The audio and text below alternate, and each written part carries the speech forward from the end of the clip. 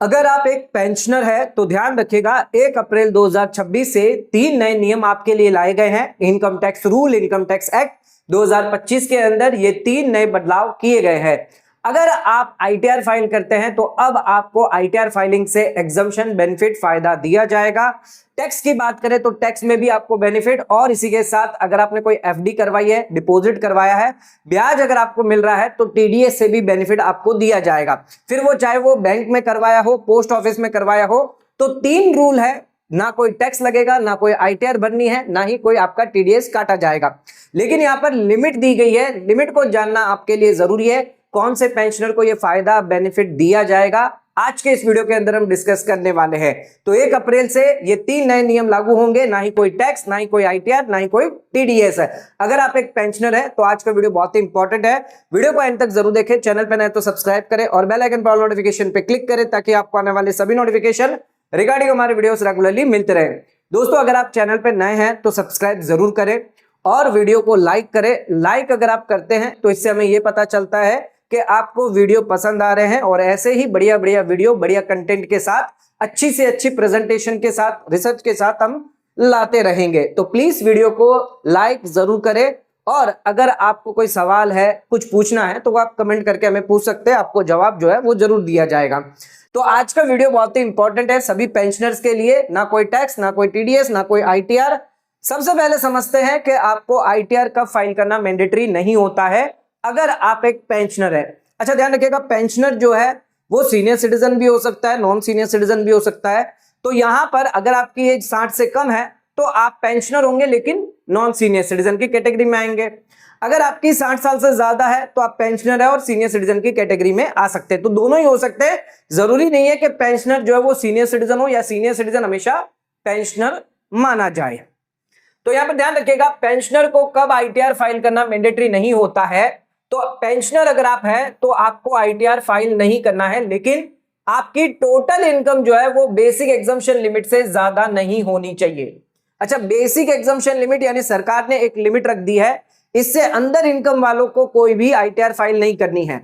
कई बार यहां पर लोगों की बहुत कम इनकम होती है, तो उनके लिए यहां पर एक लिमिट रख दी है, एक यहां पर जो है वो जरिया रख दिया, लिमिट रख दी है, जिसके तहत अगर आप इस लिमिट से क्रॉस कर देंगे तो उस केस में आपको आईटीआर फाइल करनी है। लेकिन इस लिमिट के अंदर रहे या इस लिमिट को टच भी क्यों ना किया आपने, आपको आईटीआर फाइल नहीं करना है। तो यहां पर लिमिट दी गई है 2.5 लाख रुपए दी गई है अगर आप नॉन सीनियर सिटीजन है या नॉन पेंशनर है बिलो 60 साल के, यानी 60 से अगर आप कम है, पेंशनर अगर आप है, नॉन पेंशनर माने जाएंगे, नॉन सीनियर सिटीजन माने जाएंगे। 2.5 लाख की लिमिट है ओल्ड टैक्स रिजिम में। अच्छा, 3 लाख की लिमिट आप पे आ जाती है अगर आप सीनियर सिटीजन है, पेंशनर है, 60 से लेकर 79 की अगर आपकी एज है। 5 लाख की लिमिट उन लोगों के लिए होगी जो सुपर पेंशनर या सुपर सीनियर सिटीजन की कैटेगरी में आ जाते हैं, 80 साल या उससे ज्यादा की आपकी अगर एज होती है। अच्छा, न्यू रिजिम है तो यहां पर एक ही स्लैब होगी आपके लिए 4 लाख की। तो 4 लाख के अंदर अगर आपकी है, मान लीजिए 3 लाख है, 2.5 लाख है, 2 लाख है, आपको आईटीआर फाइल नहीं करना। लेकिन 4 लाख से जैसे ही क्रॉस कर दिया, 5 लाख है, 6 लाख है, 10 लाख है, इस केस में आपको आईटीआर फाइल करना मैंडेटरी होगा न्यू टैक्स रिजिम में। ओल्ड रिजिम में जाते हैं तो 2.5 लाख, 3 लाख, 5 लाख है, न्यू टैक्स रिजिम में सभी एज ग्रुप आपका आ जाता है। अच्छा, आईटीआर फाइल करना मैंडेटरी तभी भी नहीं होगा अगर आपकी टैक्सेबल इनकम, ये जो मैंने लिमिट आपको बताई है बेसिक एग्जम्पशन लिमिट की, ये होती है आपकी टैक्सेबल इनकम। जो भी आपकी टोटल टैक्सेबल इनकम निकल कर आएगी 2.5 लाख, 3 लाख, इससे ज्यादा नहीं होनी चाहिए। तो मान लीजिए अगर आपकी टैक्सेबल इनकम जो है वो बिलो बेसिक एग्जम्पशन लिमिट हुई, यानी कि 2, 2.5 या 3 या 5 या 4 के अंदर है, लेकिन अगर मान लीजिए आपकी एग्जेम्प्ट इनकम ज्यादा है, किसी की एग्जेम्प्ट इनकम 5 लाख भी हो सकती है, 2 लाख भी हो सकती है, और टैक्सेबल और एग्जेम्प्ट इनकम को मिलाकर भी आपकी बेसिक एग्जम्पशन लिमिट से ज्यादा हो सकती है, तो ध्यान रखिएगा एग्जेम्प्ट इनकम को कंसिडर नहीं किया जाता है। जो एग्जेम्प्ट इनकम होती है उसे हम ऐड नहीं करेंगे हमारी बेसिक एग्जम्पशन लिमिट को कैलकुलेट करते वक्त। हमें यह कैलकुलेट करना है कि आईटीआर फाइल करना हमारे लिए मैंडेटरी है या नहीं है। उसके लिए एग्जेम्प्ट इनकम को आपको कभी भी नहीं देखना होता है, सिर्फ आपको यहां पर जो है टैक्सेबल इनकम जो भी आपकी होगी वो आपको देखना है। यहां पर अगर आप डिडक्शंस की बात करें 80C से 80U, वो आपको कंसिडर नहीं करना है, पहली चीज। एग्जेम्प्ट इनकम आपको नहीं देखनी है, दूसरी चीज। अच्छा, अगर कोई पेंशनर है, स्टैंडर्ड डिडक्शन मिल रहा है 50,000 75,000 रुपया न्यू रिजिम में, वो आप कंसिडर कर सकते हैं। लेकिन अगर कैपिटल गेन के एग्जम्पशन हो गए, 54 हो गए, 54F हो गए, ये सब आपको यहां पर कंसिडर नहीं करना है, यानी इनके बिना कंसिडर करे हुए जो भी आपकी बेसिक एग्जम्पशन लिमिट आएगी, यानी इनको आपको कम नहीं करना है। कई लोग क्या करते हैं यहां पर, एग्जाम्पल के तौर पे मान लीजिए आप न्यू रिजिम में या ओल्ड रिजिम में अगर आप जाते हैं तो आपकी 5 लाख की इनकम है और आपने 80C लिया हुआ है, 80D लिया हुआ है, ये लगभग आपने 2 लाख कम कर दिया। तो यहां पर अगर आप सीनियर सिटीजन है, पेंशनर है 60 से ज्यादा, तो 3 लाख की इनकम आएगी। तो ये इस तरह से ये 2 लाख को कम नहीं करना है, टोटल टैक्सेबल इनकम आपकी 5 लाख की यहां पर देखी जाएगी। वैसे ही अगर कैपिटल गेन का एग्जम्पशन है तो वो भी आपको कंसिडर नहीं करना है। एग्जम्प्ट इनकम को ऐड करते हैं तो एग्जम्प्ट इनकम को भी आपको नहीं देखना है। तो ये 3-4 चीजें हैं जो आपको कंसिडर नहीं करनी है। अच्छा, एग्जम्प्ट इनकम आप आईटीआर में कब दिखाएंगे? जब अगर आप आईटीआर वॉलंटरली फाइल कर रहे हैं तो एग्जम्प्ट इनकम आप दिखा दें ताकि आपको कभी भी नोटिस ना आए। अब बात करते हैं पेंशनर। यहां पर ध्यान रखिएगा, एग्जम्प्ट इनकम के बारे में मैंने बताया था, टैक्सेबल इनकम है और एग्जम्प्ट इनकम है, दोनों यहां पर अगर आपकी है तो एग्जम्प्ट इनकम को आपको इग्नोर करना है। मान लीजिए अगर किसी पेंशनर की सिर्फ एग्जम्प्ट इनकम है तब क्या होगा? तो अगर आपकी सिर्फ एग्जम्प्ट इनकम है, जैसे पीपीएफ इंटरेस्ट हो गया, टैक्स फ्री बॉन्ड हो गया, या फिर पेंशन अगर आपको आ रही है जैसे कि फैमिली पेंशन हो गई या कुछ डिफेंस की पेंशन आ रही है, तो इस एग्रीकल्चर इनकम हो गई आपकी, तो इस केस में आपको आईटीआर फाइल करना मैंडेटरी नहीं है क्योंकि यहां पर आपकी कोई भी टैक्सेबल इनकम नहीं है। तो हमने ऑलरेडी आपको बता दिया, टैक्सेबल इनकम है वही बेसिक एग्जम्पशन लिमिट से क्रॉस होनी चाहिए, जिसके लिए यहां पर आपके लिए लकीर बनाइए, इसके ऊपर गया तो आईटीआर फाइल करना है, नहीं गया तो आईटीआर फाइल नहीं करना है। लेकिन ये जो लकीर है वो सिर्फ टैक्सेबल इनकम के लिए है, ये एग्जम्प्ट इनकम के लिए नहीं है। अच्छा, यहां पर ये भी हो सकता है आपकी एग्जम्प्ट इनकम भी हो सकती है, टैक्सेबल दोनों इनकम हो सकती है। तो इस केस में क्या होगा, ध्यान रखिएगा, अगर आपकी एग्जम्प्ट इनकम ज्यादा है बेसिक एग्जम्पशन लिमिट से, लेकिन अगर आपकी टैक्सेबल इनकम कम है तो भी आपके लिए आईटीआर मैंडेटरी नहीं है। वॉलंटरली अगर आप भरना चाहते हैं तो भर सकते हैं, जबरदस्ती नहीं है। मान लीजिए अगर आपके exempt income PPF agriculture income आ रही है 10 लाख रुपए और यहां पर आपकी टैक्सेबल इनकम है पेंशन इंटरेस्ट से 2,20,000, आपकी बेसिक एग्जम्पशन लिमिट मान लीजिए 2.5 लाख रुपया है, तो इस केस में आपको आईटीआर फाइल करना मैंडेटरी नहीं है क्योंकि यहां पर जो लॉ है वो आपकी टैक्सेबल इनकम देखता है, ना कि आपकी एग्जम्प्ट इनकम।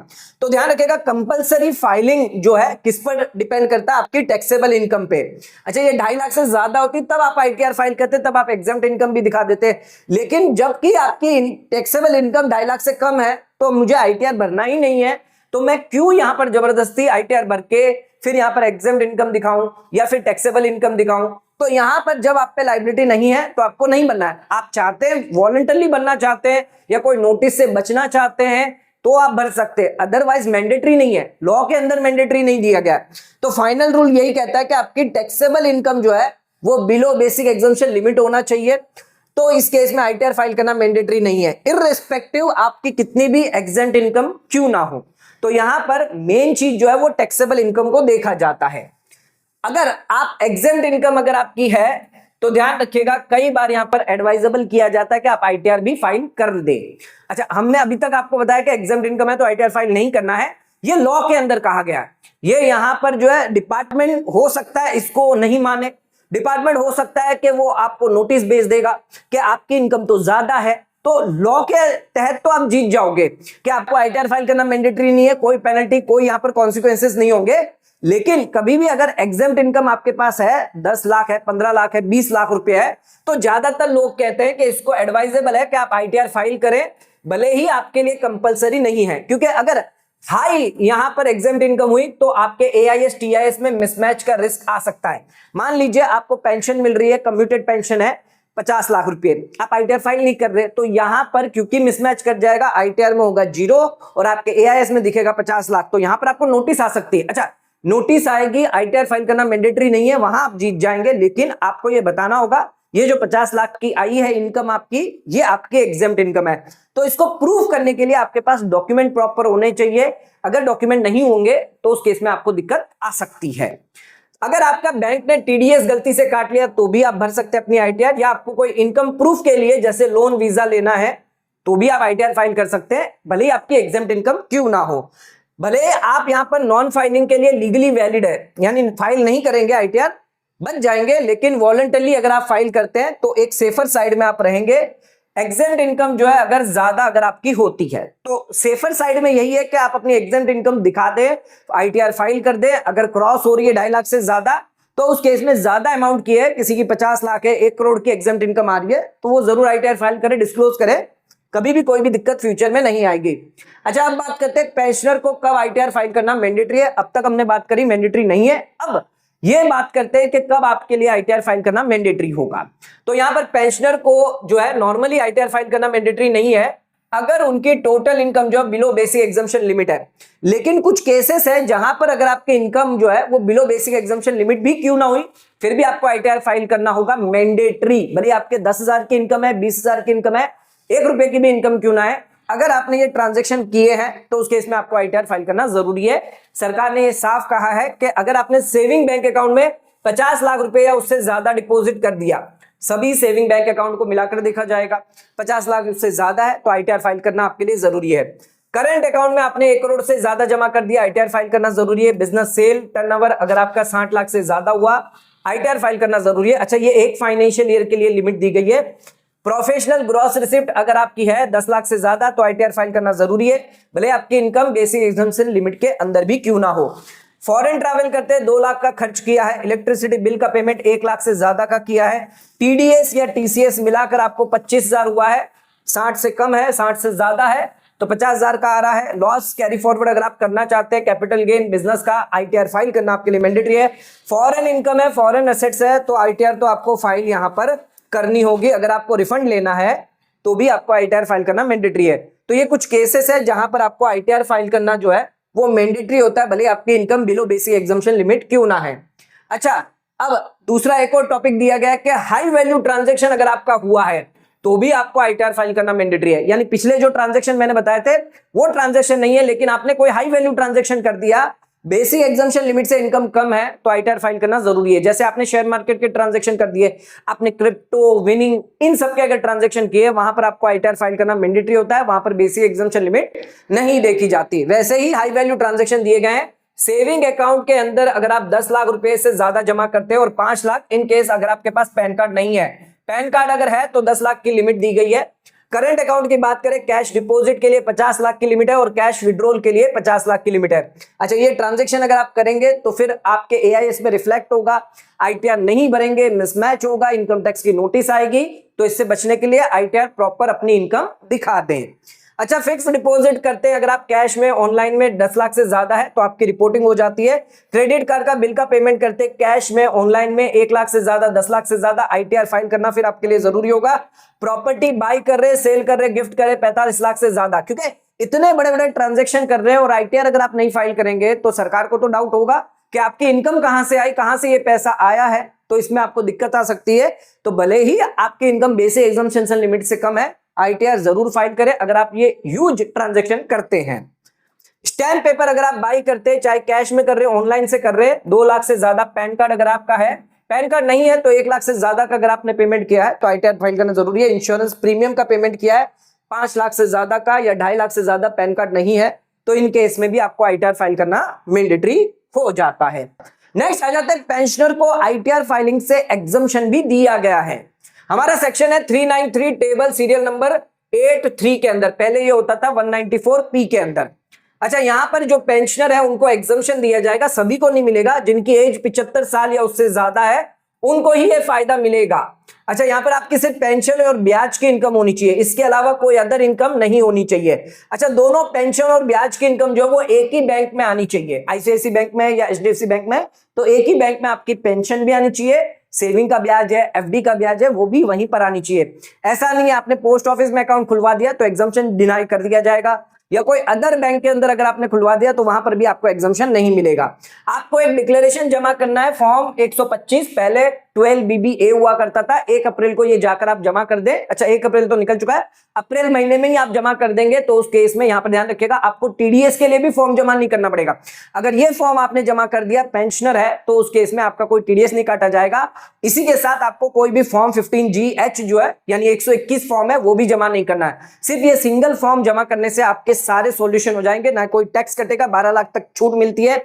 इसके अलावा ना कोई टीडीएस कटेगा, ना कोई टैक्स लगेगा, ना कोई आईटीआर आपको भरनी होगी। सिर्फ ये एक फॉर्म आपको जमा करना है।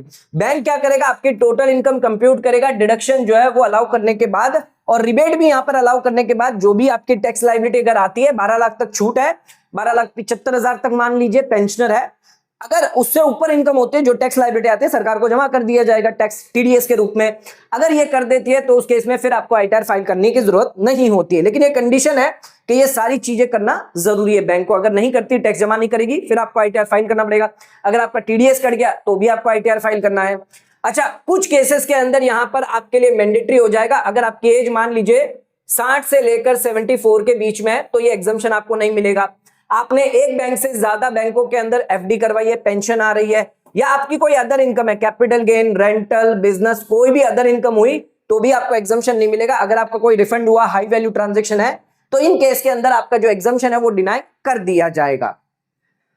Pensioner no tax low income. अच्छा, आपको कोई टैक्स नहीं लगेगा अगर आपकी इनकम जो है टैक्सेबल इनकम यहां पर आपको देखना है वो बिलो बेसिक एग्जम्पशन लिमिट हुई तो उस केस में यहां पर कोई भी इनकम टैक्स आपको नहीं देना है। अच्छा, बेसिक एग्जम्पशन लिमिट एक बार वापस बता दूं, बिलो 60 आपके लिए 2.5 लाख है, 60 से लेकर 79 की एज है तो यहां पर 3 लाख रुपए, और 80 से ज्यादा तो 5 लाख। ये ओल्ड रिजिम है, और न्यू रिजिम में सभी के लिए 4 लाख की बेसिक एग्जम्पशन लिमिट है। इससे कम अगर आपकी इनकम है तो ना आईटीआर भरना है, ना कोई टैक्स यहां पर आपको लगना है। तो सिर्फ आपको टैक्सेबल इनकम यहां पर देखनी है कि टैक्सेबल इनकम जो है वो अंदर होनी चाहिए। एग्जेम्प्ट इनकम अगर आपकी ज्यादा हुई तो कोई दिक्कत नहीं है, एग्जेम्प्ट इनकम पर वैसे ही कोई टैक्स आपका नहीं लगता है। तो नो इनकम टैक्स पेबल, अगर आपकी मान लीजिए एग्जांपल ले लेते हैं, अगर आपकी पेंशन है, अदर टैक्सेबल इनकम है, तो उस केस में अगर वो बेसिक एग्जम्पशन लिमिट से ज्यादा नहीं है तो यहां पर कोई भी इनकम टैक्स आपको नहीं देना है। अगर आपकी पेंशन है, बैंक इंटरेस्ट है और एग्जेम्प्ट इनकम है, लेकिन ये यहां पर डिडक्शन जो है वो भी क्लेम किया आपने, एटीसी हो गया, एटीडी हो गया, और उसके बाद नेट टैक्सेबल इनकम आपकी नील होती है, तो उस केस में भी आपको कोई भी आईटीआर फाइल नहीं करना, ना ही कोई आपको टैक्स लगेगा। तो बेसिक एग्जम्पशन लिमिट से अगर आपकी इनकम कम है तो एक तो आईटीआर फाइलिंग से आप बच जाएंगे, एक टैक्स से भी आप बच जाते हैं। अच्छा, 87 रिबेट का भी फायदा आपको मिलता है। वहां पर अगर 12 लाख तक की इनकम है तो वहां पर भी आपको टैक्स नहीं लगता। आइए उसका भी कैलकुलेशन देख लेते हैं। तो टोटल टैक्सेबल इनकम अगर आपकी 12 लाख तक हुई न्यू टैक्स रिजिम में तो यहां पर भी आपको कोई टैक्स नहीं लगेगा। अच्छा, ध्यान रखिएगा, 12 लाख तक आपको न्यू टैक्स रिजिम में बेसिक एग्जम्पशन लिमिट आपकी होती है 4 लाख। तो 4 लाख से ऊपर जाते हुए, यानी 4 लाख तक तो आपको जीरो टैक्स है, 4 लाख से 8 लाख आपको 5%, 8 लाख से 12 लाख आपको 10%। अच्छा, इतनी इनकम अगर आपकी हुई तो उस केस में यहां पर 4 लाख से ऊपर जाते हुए फिर आपका ये स्लैब रेट जो वो देखते हैं, आईटीआर फाइल करना होगा, लेकिन 12 लाख तक की इनकम पर 60,000 का जो टैक्स है वो आपका माफ होगा, टैक्स यहां पर आपका जीरो हो जाएगा। टैक्सेबल इनकम में आपका जो स्टैंडर्ड डिडक्शन है 75,000 रुपया, ये कैलकुलेट किया जाएगा। यानी 12 लाख प्लस 75,000 रुपया कैलकुलेट करके अगर आपकी पेंशन इनकम आ रही है या अदर इनकम मिलाकर आ रही है तो आपको आईटीआर बनना पड़ेगा, वो मैंडेटरी है, लेकिन टैक्स कोई नहीं देना है। 60,000 का टैक्स आपका यहां पर माफ हो जाता है। लेकिन 12 लाख से क्रॉस हो गई आपकी, 13 लाख, 14 लाख, 15 लाख है, तो ये स्लैब आप पर लग जाएगी, स्लैब के बेसिस पर फिर आप पर टैक्स लगाया जाएगा। अच्छा, 12 लाख से 1,000 या 10,000 रुपए इनकम ज्यादा हुई तो मार्जिनल रिलीफ का बेनिफिट मिल जाएगा। जितनी इनकम आपकी बढ़ी है सिर्फ उतना ही टैक्स आपको देना। मान लीजिए 12 लाख 1,000 इनकम बढ़ी है तो सिर्फ 1,000 रुपए का टैक्स देना है। किसी की 12 लाख 5,000 बढ़ी है तो 5,000 का टैक्स देना है। 12 लाख 10,000 बढ़ी है तो 10,000 का टैक्स देना है। एक्चुअल टैक्स आपका कुछ भी आए, मार्जिनल रिलीफ वहां पर आपको मिल जाएगी। ये कब तक चलता रहेगा? तो 12,71,750 तक चलता रहेगा। अगर इतनी आपकी इनकम हुई तो उस केस में आपका जो टैक्स है वो भी 71,000 आएगा, तो दोनों मैच हो जाएगा, तो आप कोई भी यहाँ पर जो टैक्स है वो दे सकते हैं। लेकिन इससे कम हुआ, लेकिन मान लीजिए 12,50,000 हुआ तो सिर्फ 50,000 टैक्स आपको देना है। बाकी का जो बैलेंस एक्स्ट्रा जो टैक्स होगा, क्योंकि यहाँ पर 12 लाख तक 60,000 है, इस पर आपको फिर 15% जो यहाँ पर लगता है तो ज्यादा टैक्स आएगा, और 50,000 से ज्यादा टैक्स है तो 50,000 टैक्स दे दीजिए, बाकी का आपको मार्जिनल रिलीफ दी जाती है।